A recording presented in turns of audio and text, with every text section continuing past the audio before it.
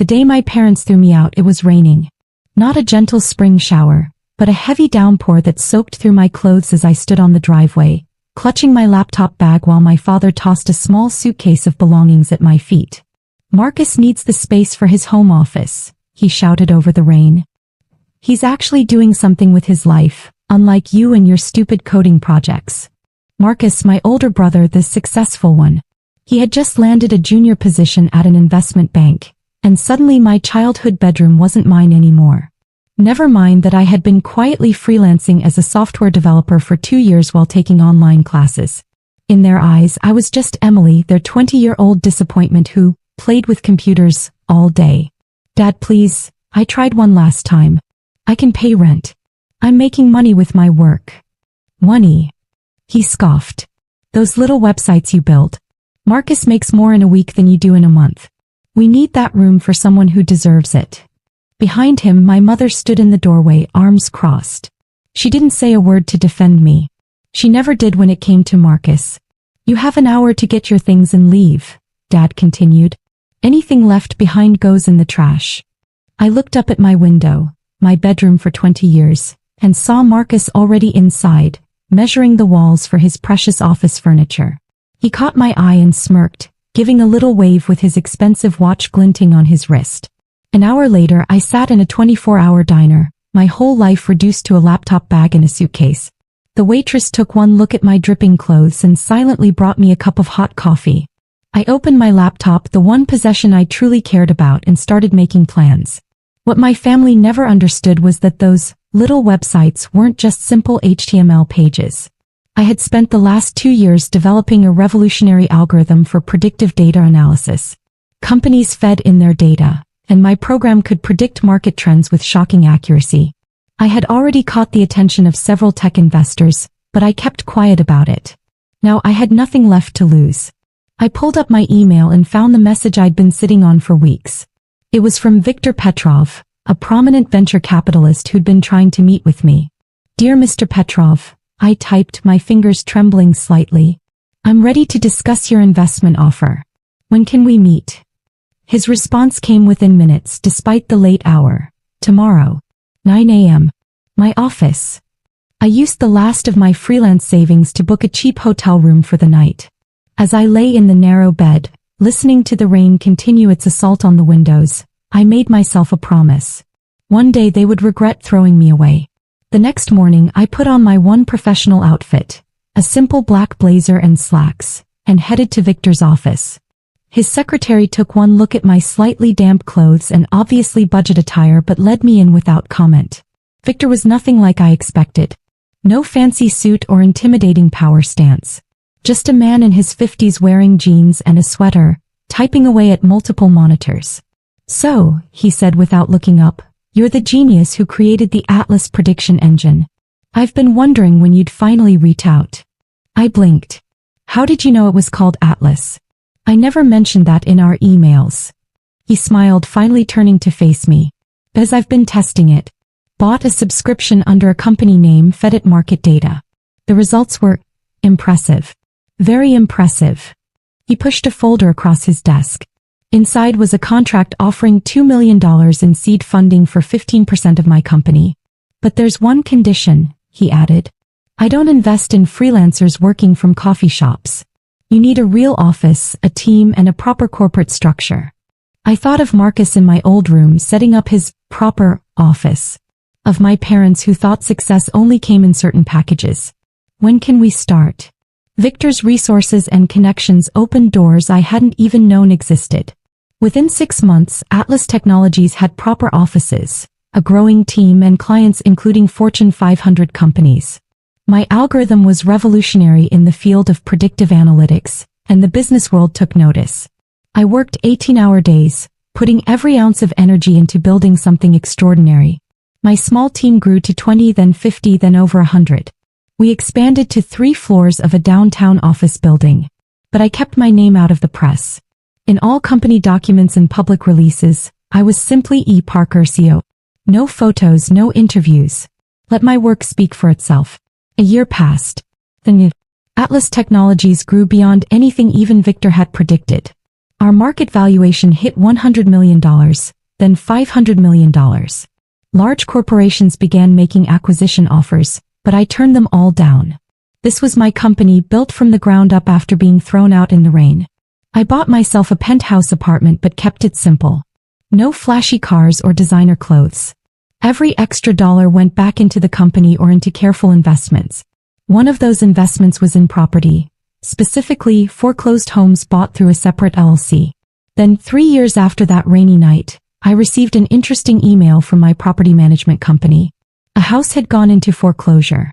The address made me pause. 1447 Oak Street. My childhood home. I opened the attached documents. Apparently, my parents had taken out a second mortgage to fund Marcus's investment opportunities. But his sure-thing investments had failed spectacularly. Now the bank was foreclosing. For a moment, I sat in my office, staring at the familiar address. Through my floor-to-ceiling windows, I could see the rain starting again, much like that night 5 years ago. I picked up my phone. Sandra, contact our property acquisition team. There's a house I want them to buy. 2 weeks later, my parents received notice that their house had been purchased by Parker Properties LLC. They would need to meet with the new owner to discuss their options. They had no idea that the daughter they'd thrown out in the rain was now deciding their fate. The meeting was scheduled for a rainy Tuesday afternoon. I specifically chose a rainy day. Almost 5 years to the day since they'd thrown me out. I sat in my office watching the drops hit the windows, remembering how it felt to stand in that driveway with nowhere to go. Sandra, my executive assistant, knocked softly. They're here, Ms. Parker. Waiting in the main conference room. I stood up, straightening my custom-tailored suit. No more budget blazers from department stores. How do they look? Nervous. Your father's been pacing. Your brother came with them, he doesn't look well. Of course Marcus would be there. He probably thought he could charm or negotiate his way out of this situation. After all, he was the successful one. I took my time walking to the conference room, each click of my heels on the marble floor a reminder of how far I'd come. Through the glass walls I could see them. My father in his best suit, probably the same one from 5 years ago, my mother clutching her old designer handbag, a relic from better days, and Marcus, looking significantly less polished than the last time I'd seen him. I opened the door. Mr. and Mrs. Parker? I'm Emily Parker, CEO of Atlas Technologies and owner of Parker Properties. The silence was absolute. My mother's handbag slipped from her fingers, hitting the floor with a dull thud. My father's face went from professional desperation to shocked recognition. Marcus just stared, his mouth hanging open. Emily. My mother's voice was barely a whisper. Please sit down. I gestured to the chairs. We have a lot to discuss. They sat automatically, still staring at me like they were seeing a ghost. In a way, they were the ghost of the daughter they'd discarded. Now then, I opened a leather portfolio. Let's talk about your situation.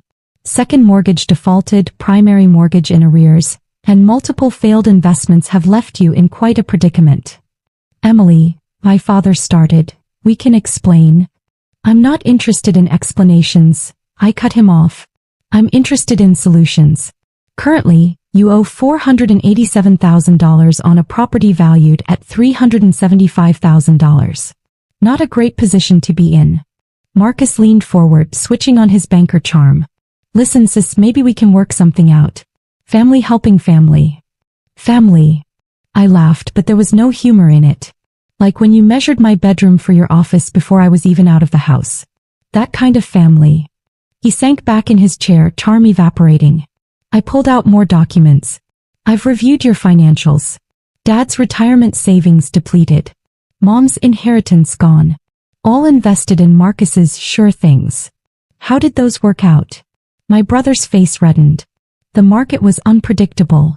Really? Because my algorithm predicted every market shift you missed. Atlas Technologies has a 97% accuracy rate in market prediction. But then that's just my stupid coding project. Isn't it, Dad? My father couldn't meet my eyes. 5 years ago he'd thrown me out in the rain. Now he was sitting in my office needing my help. You have 3 options, I continued. 1. Eviction proceedings begin immediately. You'll have 30 days to vacate.